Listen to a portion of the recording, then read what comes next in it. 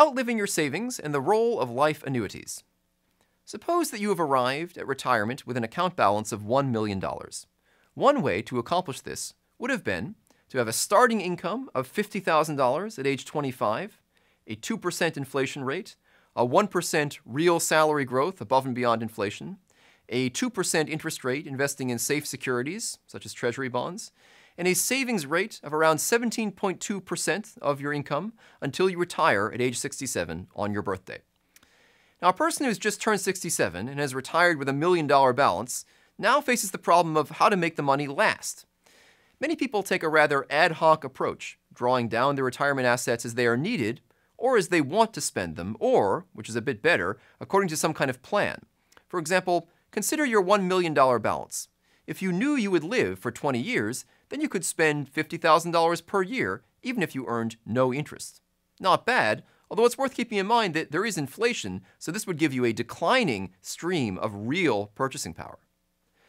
A better question is, what can you spend in the first year so that if your spending grows with inflation, you can just exhaust the last dollar of your balance at the end of life? And I also want to account for the fact that you can earn interest in retirement, supposing for the time being that this interest will be in the same low risk-free rates that you got in the safe securities when you were saving, so 2% per year in this example. By trial and error, or using a goal-seek function in a spreadsheet, you'll find that in the first year of retirement, you can spend $51,000, and you'll be able to let this amount grow with inflation. This is roughly consistent with a rule of thumb, sometimes referred to as the rule of 20. You would need a retirement fund balance that is around 20 times the pension you want to pay yourself. But remember, in this example, if you live a day over 87, you'll have no assets at all. As is the case when you're saving for retirement, a temptation here is to want to ask, what happens if I can earn more than that low risk-free rate on savings accounts or treasury bonds? Well, you have to keep in mind it is impossible to generate the possibility of higher returns than the risk-free rate without taking risk.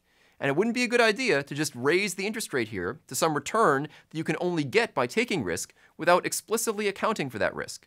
In other words, you can easily modify this example to model how much you could spend if you could earn something higher than a 1 or 2% return, but it would be very misleading to do that without also modeling some scenarios where you earn something less than that.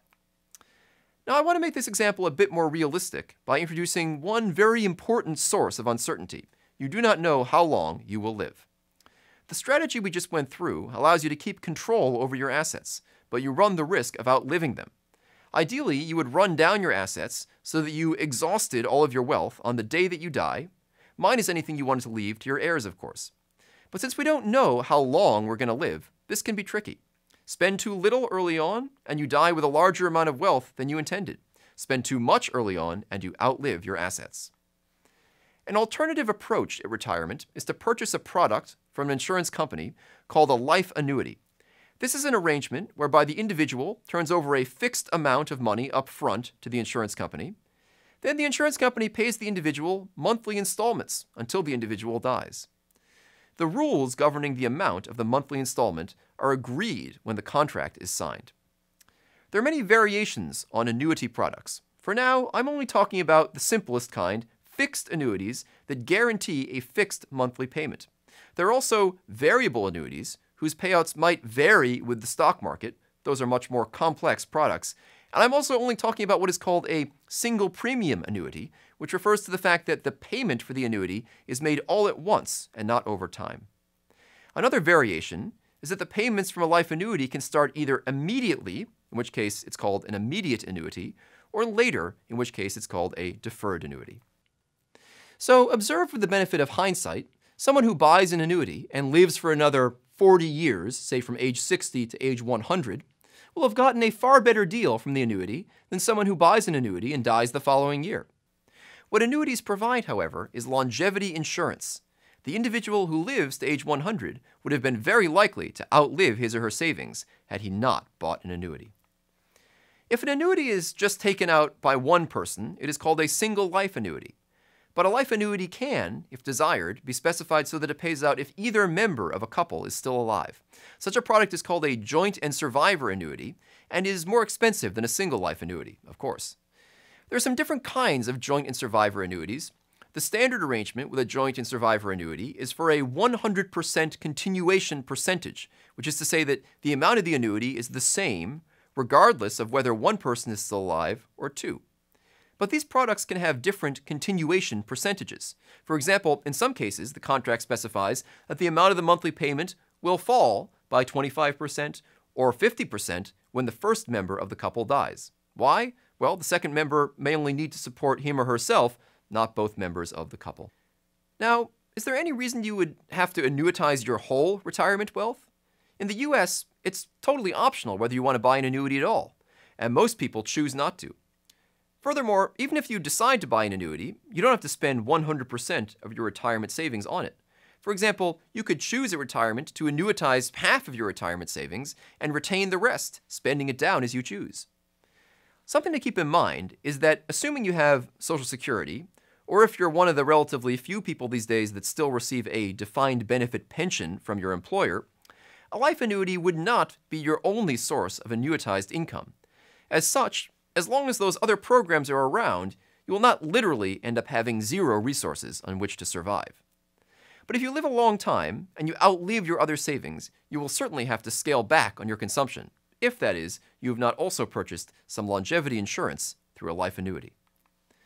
Now, the annuity products that we've considered so far do not protect retirees from all risks. One major risk that purchasers of life annuities are still exposed to is the possibility that inflation could erode the value of their savings. For that, you need an inflation-protected or inflation-indexed annuity, which promises to increase your monthly payment along with consumer price inflation. Those products are also available, but they're less common, and perhaps that's due to the lack of the willingness of the insurance companies to promise such a payment stream. To fund such a promise, an insurance company needs to buy CPI inflation-indexed bonds, for which there's still a relatively modest market compared to nominal bonds.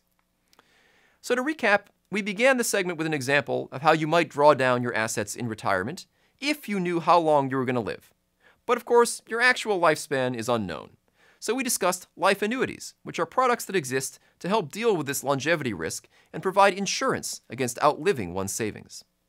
The more spending needs you can take care of with other sources of annuitized income that will pay you income until death, such as Social Security and defined benefit pensions, the less demand for life annuities you would have, other things equal.